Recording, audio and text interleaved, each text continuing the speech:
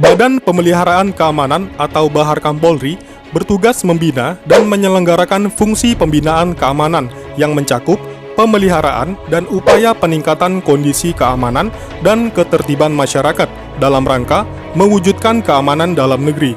Baharkam Polri dipimpin seorang Kepala Baharkam atau Kabaharkam berpangkat Komisaris Jenderal Polisi atau Jenderal Bintang 3.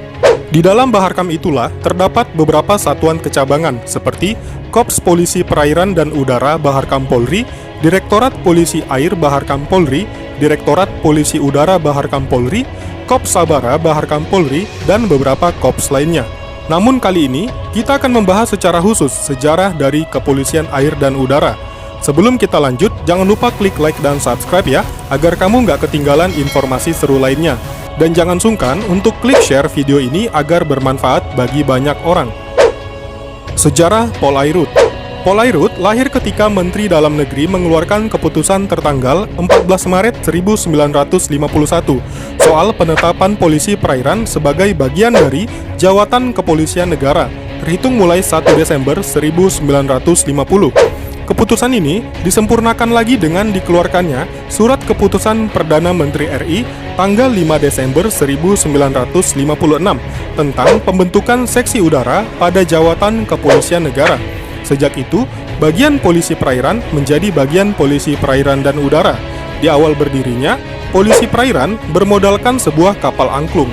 Baru pada akhir tahun 50-an, jumlah kapal bertambah hingga mencapai 35 buah. Sementara, polisi udara hanya memiliki sebuah pesawat Cessna 180.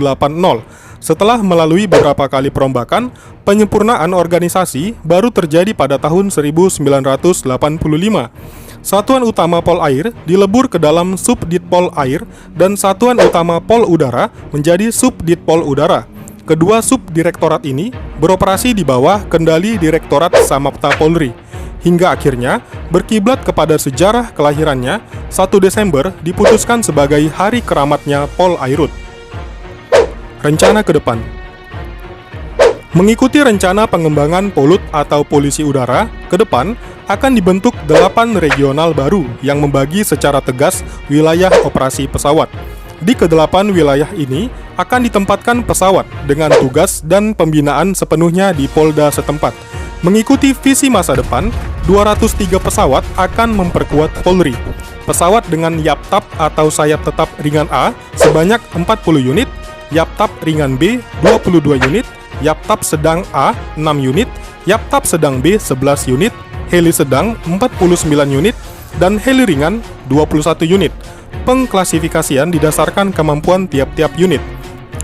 Bagi Pol Air atau Polisi Air, kapal kelas A yang mampu mengangkut 2 kompi pasukan bisa didarati helikopter dan sanggup menjelajahi Laut Timurlah yang sangat dibutuhkan saat ini. Kapal kelas A dibagi ke dalam 2 kelas yang ditentukan berdasarkan ukuran panjang kapal, yakni dengan panjang 48 meter dan lebar 57 sampai 60 meter. Idealnya, tiap provinsi mendapatkan 5 hingga 6 kapal kelas A, B, dan C. Dengan begitu, jumlah ideal kapal Pol Air adalah 33 kapal kelas A, 40 kapal kelas B, dan ratusan kapal kelas C. Tapi, ini pun baru tahap awal dan jumlah minimal. Karena, dibandingkan dengan luas wilayah dan peta kerawanan, sebenarnya sulit menghitung secara pasti berapa jumlah kapal dan pesawat yang diperlukan Polri dalam menjalankan tugasnya. Bekerjasama dengan TNI Angkatan Laut. Dalam kegiatan di lapangan, Pol Airut juga rutin melakukan kerjasama dengan TNI Angkatan Laut, seperti patroli rutin, penumpasan bajak laut, pencegahan penyelundupan barang-barang ilegal, kegiatan SAR, kriminalitas di laut dan udara, dan lain-lain. Kasus kejahatan yang dihadapi Pol Airut di daerah perairan pun tak main-main, tak kalah bahayanya dari kasus-kasus yang dihadapi satuan polisi di daratan.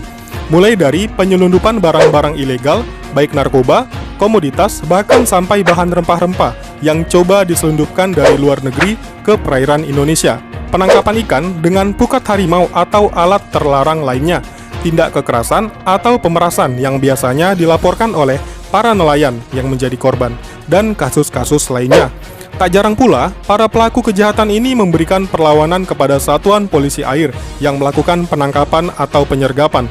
Perlawanannya pun tak main-main, mulai dari menggunakan batu, kayu, pedang, parang, besi, hingga senjata api. Semua itu biasa dilakukan para perompak atau pelaku kriminalitas di wilayah perairan. Namun Satuan Polairut tidak pernah gentar ataupun mundur, sebab untuk menghadapi kondisi yang demikianlah Satpol Airut dilatih dan ditempa selama masa pendidikan. Dibantu oleh Satuan Polisi Udara, usaha untuk mengamankan perairan Indonesia akan selalu berhasil dan sukses. Walaupun banyak tantangan yang akan dihadapi, Satuan Polisi Air dan Udara akan senantiasa siap menegakkan hukum di wilayah perairan dan udara Negara Kesatuan Republik Indonesia. Jaya selalu Pol Airut. Arnafat Darpa Mahe. Karena di laut kami bangga.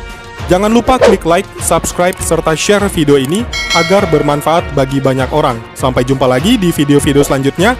Salam Indonesia!